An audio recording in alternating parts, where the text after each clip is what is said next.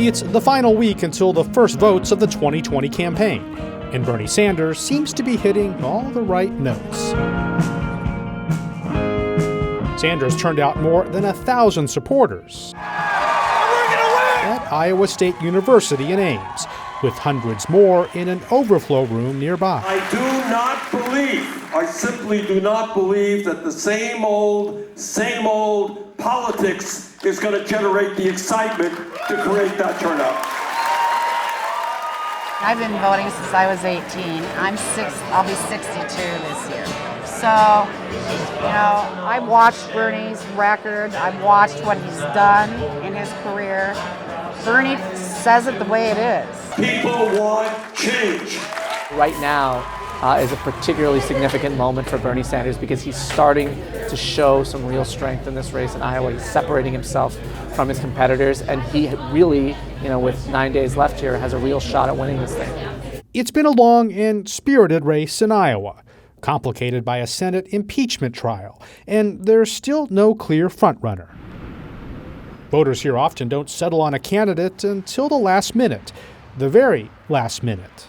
I'm kind of going back and forth every day. I kind of go between different candidates, but for the most part, I'm pretty stuck on about 3 right now. Most of the people I know are kind of shopping around. The pool is still just so large, and that is the normal consensus I'm getting from everybody is the pool is so large, no one knows what to do with it. I think I've made up my mind for Bernie. I was debating between him and Andrew Yang. Some caucus goers will decide on their way to the caucus on caucus night. Some caucus goers will decide when they actually get into the room. Go Bernie Sanders. 40 people to come at 3 o'clock. The Sanders campaign has a strategy. Do you want me to put you down? The campaign has put a big premium on getting people who aren't necessarily politically engaged to join the process. Hi, my name is Christina. I'm a volunteer with the Bernie Sanders campaign. How are you? Their hope is that they can build an army of support from first-time caucus voters, from people who aren't necessarily inclined to participate in politics. Who has Urbandale? Forwarded to an automated voice message. Try again. Let's see what's actually going on behind the issue.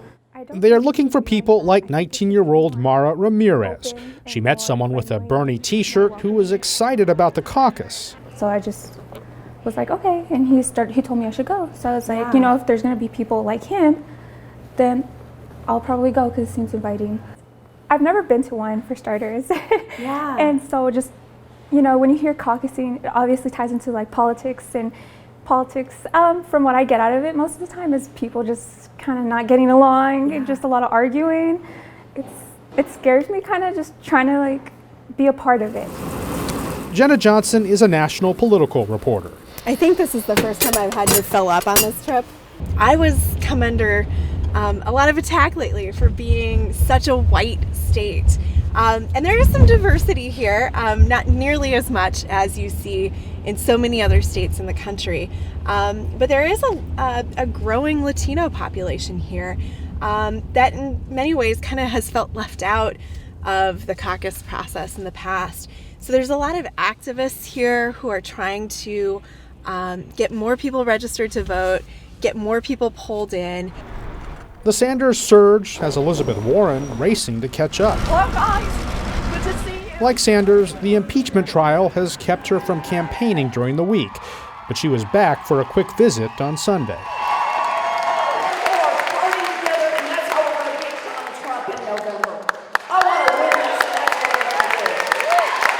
I am coming to see Elizabeth Warren speak. It's getting towards the caucusing time, and I just want to give some final thoughts, This is no time for small ideas.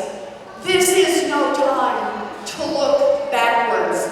This is no time for a vague campaign that nibbles around the edges of the big problems this country faces. If you're not one of the top ones, if you really don't nail it down, and then the caucusing kicks out the person that you're really into, you need to know who you're going to go to next, or else you're kind of out of luck. I saw people happen last caucus that they were baffled that their candidate didn't get enough votes to be able to go back to them. So I just want to make sure I know all the options ahead of time.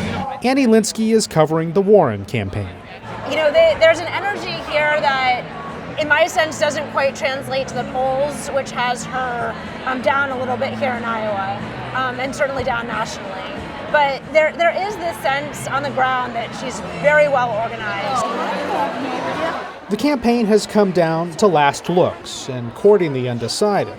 Every voter has their own view of what's most important. Well, because Eleanor here, and I have two others at home, they're going to be growing up in a world that is very dangerous when it comes to the climate and natural disasters that come from that. Things have to change drastically for everybody in this country. It's one big thing that stuck with me is, are you willing to fight for someone that you don't know? And I entirely want to be on that side of helping everybody get to where we need to be, because right now it's not working out. One of the biggest issues for me is immigration reform. Both of my parents are actually immigrants, so and a lot of people I know come from immigrants or are immigrants themselves. Oh, this is such an amazing group, and I hear we only gave you 4 hours notice. And look at all of you. This means so much to me. We had a little break in that trial, and I'm sitting there on the Senate floor as I'm watching, and they go, well, we're done. I'm like, I'm going to Council Bluffs. Amy Klobuchar is polling outside the top tier. She needs to spend every minute she can here, even if she can't spend the night. After this event, it was back to Washington. I have been able to tackle the issues, not just the talking points. I've actually had the experience on how to get things done. So you tell people that, and that's how we're going to win. Thank you, Council Bluffs, for warming up my day. One thing that attracted me to Senator Klobuchar is that she didn't promise the sky.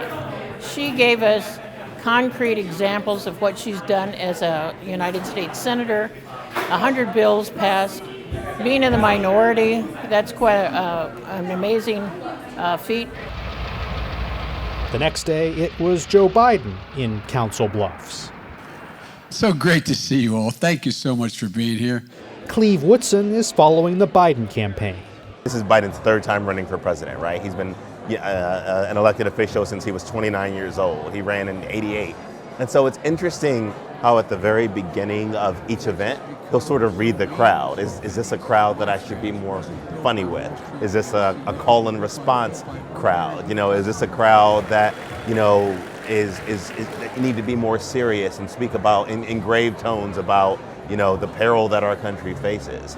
I look at Donald Trump and what he stands for, how he behaves and what he does, and my response is always the same. We are so much better than this. We are so much better. Democrats, Republicans, we're so much better than this. So I'm used to bullies. That's why I learned to fight. Not a joke. Because here's what bullies are. At their core, bullies are cowards. At their core, they're cowards. So why Biden? I really, really like Obama. Okay. And he was right at his side. I figure he's got to be all right. Okay. I'm so disgusted with Trump. I just can't even put it in words. So personality matters. Personality does matter. Okay. I mean, you listen to Trump and you're just like, how can he be, how could you be any more evil? I love Trump, and I love what he stands for. He stands for decency and patriotic, and he's for America. He loves America, too, just like I do. On Thursday, President Trump came to Iowa, a show of strength in a state he won easily in 2016. Oh, let's vote for Pocahontas. Let's vote for Bernie. Let's vote for Sleepy Joe. He's fallen asleep. Joe. But you have these guys, you have these people. How about Boot Edge? Boot Edge. They call him Mayor Pete. You know why? Because nobody can pronounce his name. Nobody has any idea. Boot Edge. The president's supporters like his chances, no matter who the Democrats ultimately choose. They're all idiots. No, they're not a threat to Trump. No, I just don't think they can measure up to what he's already done for the country. There's just no way he's not going to get reelected. Trump was in Des Moines only a few hours, but his presence will be felt on caucus night in Iowa as voters start deciding who should take him on in 2020.